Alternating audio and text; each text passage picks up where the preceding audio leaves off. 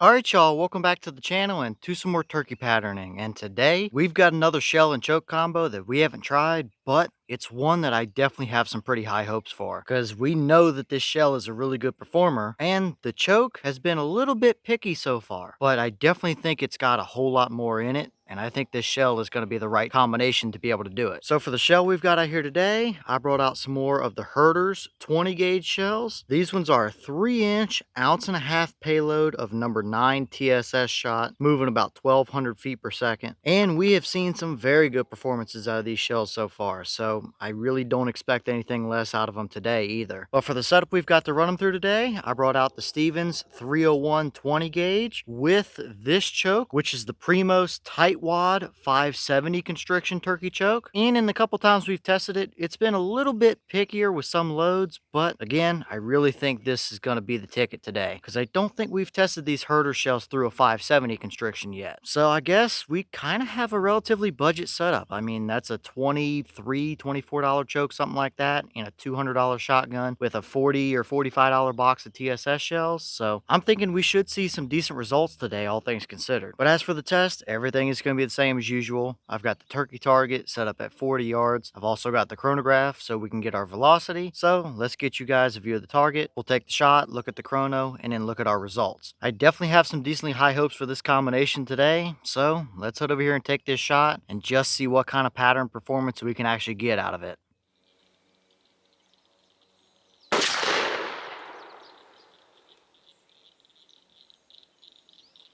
Alright, so that shell gave us 1263 through the chronograph. The box claims 1200, so we are a little above their claim, but I don't think that's entirely unusual for these shells from what we've seen out of them previously. So definitely don't think there's anything too out of the ordinary up here. Velocity is pretty much right where I would expect it to be out of these particular Herter shells. But how did they actually perform down there at 40 yards through that tight wad? Let's go down and take a look.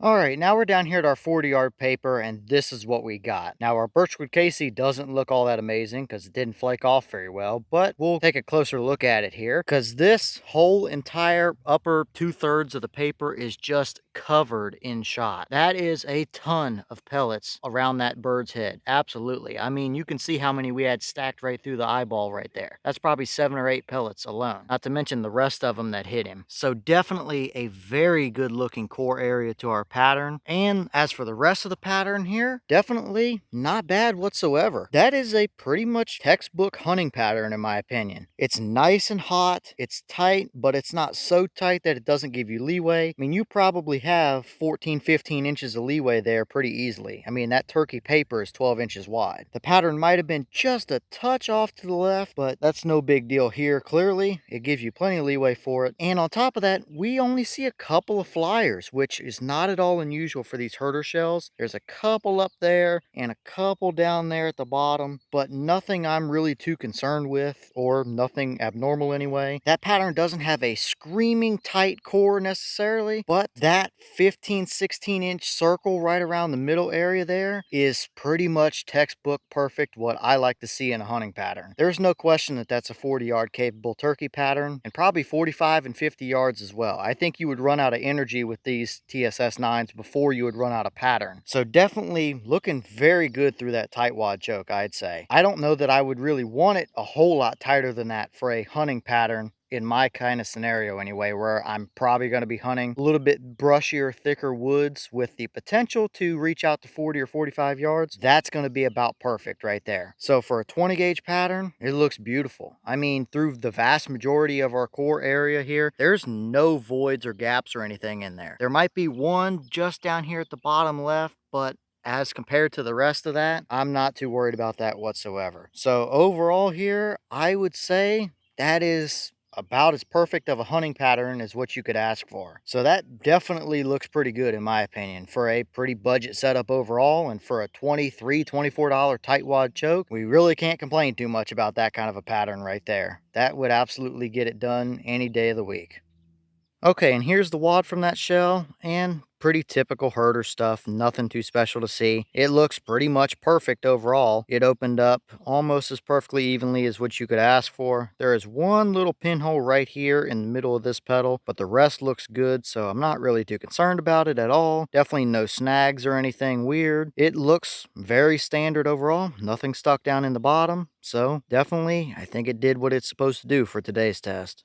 All right, y'all. Well, what did you think about that performance there? Definitely a turkey hammer and pattern out to 40 yards and a little bit more than that as well. That is pretty much the perfect pattern that I'm looking for a hunting type of pattern. It's not necessarily the ultimate most tight pattern you can possibly get, but you have a nice dense core area that gives you plenty of leeway while not being blown completely wide open at all. There's really almost no voids anywhere in there, only a couple of flyers, which is completely normal for these shells.